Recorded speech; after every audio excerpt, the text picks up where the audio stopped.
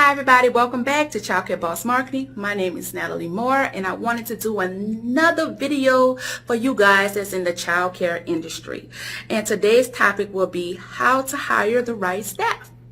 Well, I'm going to only talk about my experience. I can't speak for everybody else, but for my experience, I have experienced that you're given an interview. Your potential teammate comes in with a great resume. They look great. They smell great. They are answering all your questions right. They're like, all right, this is too good to be true. I want to hire you. Let's go. Well, 2 weeks to a month down the line, you realize you're not the same person that was sitting in my office at the time of the interview. You seem to be an entirely different person. Well, as time, I've been doing this for over a decade, and I realize it's not really a right way or a wrong way to hire.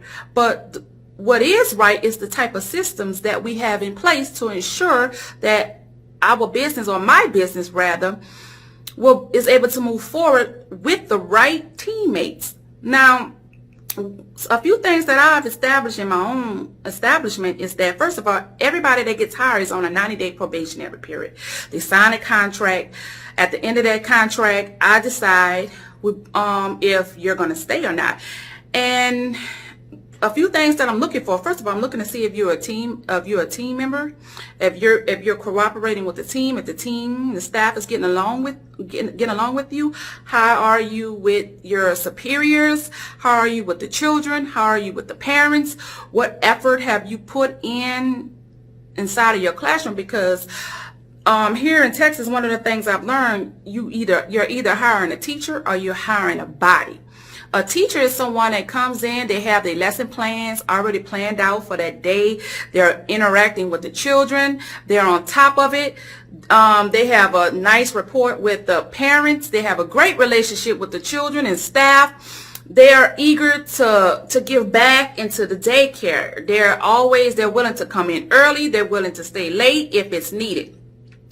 A body is somebody, every time you pass their classroom, they're sitting down, the children are jumping all over your furniture, the classroom is a mess, they never have nothing organized, they don't even know the parent's name, they barely know their children's name, they're always looking for the children's shoes, socks, coats, something.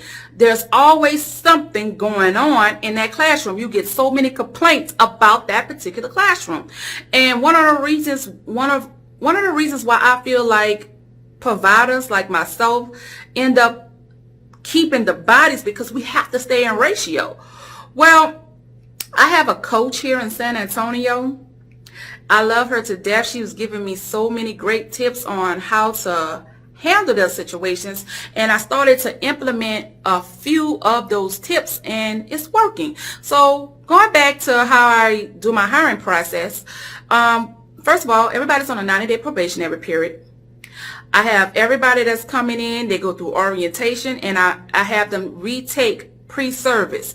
PreService is something that's required for somebody that's never worked in the childcare industry. But even if they have worked in the childcare industry, I still make them take that PreService to give a refresher course, because you've been worked in childcare so long, things have changed. We think we know everything, and then that is not even being implemented in the childcare minimum standards book anymore. So, and then once we go through that, I also let them know, okay, I need you to sign a non-disclosure. We'll talk about that in another video, and a non-compete, and we'll talk about that in another video. Once we get past the pre-service, all the proper documentations, orientation, I have them shadow other teachers in the classroom. And I also do that as a part of my hiring process too.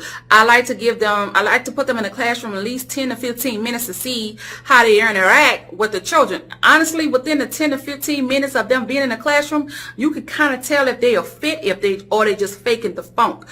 How I can tell is that you have someone that's in the interview, in the interview, they give it all they got. So if this is a part of your hiring process, you happen to go in the classroom and shadow a teacher for 10 to 15 minutes, maybe 20, it doesn't matter. You can pretty much see how they're engaging with the children. to see what the future going to be in that particular classroom. I have some that just come in and just stand around. They're not asking any questions. And then you have some that comes in that's actually teaching and engaging with the children.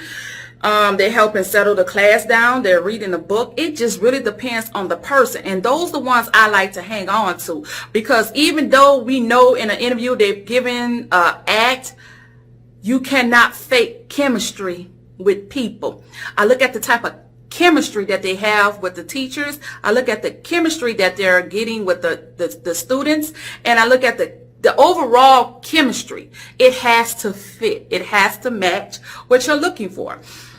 Then once I hire them and we go on a 90-day probationary period, I still have them shadow all the teachers in every classroom, because I've gotten to the point where I don't want one teacher to only know one classroom, because things happen so fast in the child care industry, so where we might need to move the infant teacher to the toddler room or the toddler teacher to the preschool room. Y'all, I need everybody to know every classroom. You need to know all the systems in the classroom.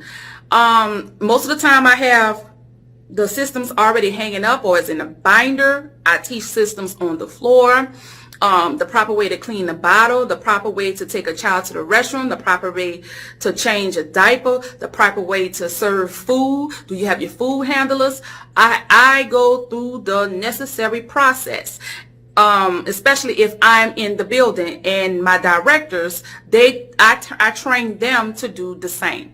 Now, when we're having a staff meeting, I always incorporate trainings within the meeting. So maybe the first half may be just about a meeting about what's going on in the daycare.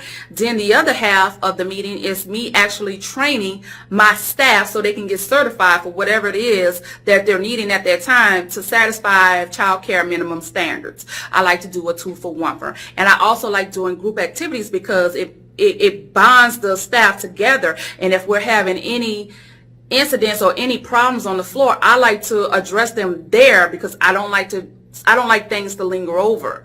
Also, in my hiring process, like I said, we have, in the state of Texas, we don't really need a reason to let anybody go, but in a 90-day, within your 90-day process period, if you decide that the relationship with you and your teammate is not going to work, if you let them go, of course, some people like to they try to file for unemployment, but in a 90-day period, it's not even enough money to generate for you to even pay them out any unemployment benefits. And then if they're signing a contract stating that they understand your terms to how you're hiring, well, it's really nothing to go forward with that. So those are some of my tips on how to hire. And if you also want, and what I like to do too, before I cut the video short, I like to go to the colleges, the students that are going to school for, what's it called? You know, this further in their education within the education realm, teachers. They be needing on the job training. They what they call those things. I want to say clinicals, but that's for medical. But they have to go on site to do some type of training. I like to partner up with the colleges, so when you need those guys to come out to get the credits that they need to pass, it's a win-win situation for me, because they have to get the credits to pass their course, and then I use those teachers as substitutes. So do you have anyone that needs to get any extra credit, any hours, so they can pass their course? And all right, let me run your background check. Are you CPR, first aid, and certified? Most of the time they already have their hours. They're already CPR and first aid certified. We just have to wait for their backgrounds to come back, and then once their backgrounds come back and they're clear to go, then I have them come in, and then I have them substitute. So if you have not adapted a substitute list, my advice to you is to get a substitute list for when you're short. A substitute list is, you can get some parents that don't mind coming in on a off days, grandparents that don't mind coming in for a few hours to balance out the scales within your business. So rather you being short-staffed, involve the parents, involve the grandparents to come in and help you out in the child care. Now, don't forget to run background checks and make sure that they are approved by your child care licensing. It doesn't matter what state that you're in. Once they're approved, if they're on your substitute list and they're available, guys, come on now.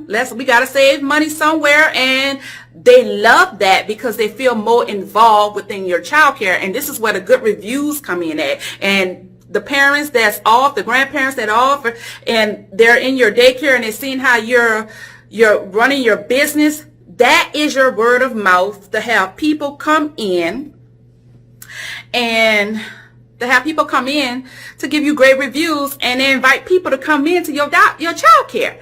So that's one of the ways I think would be a great way for you guys to start your hiring process.